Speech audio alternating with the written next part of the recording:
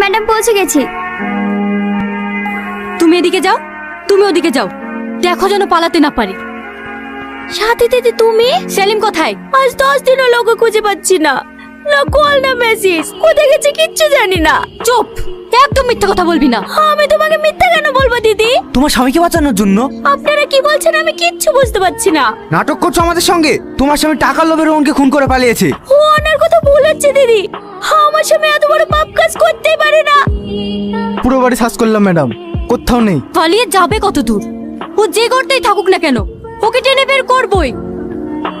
সাথী, আমার স্বামী আর যাই হোক কখনো কাউকে খুন করতে পারে না। সেটা সময় আসলে জানা যাবে। চলো সাথী।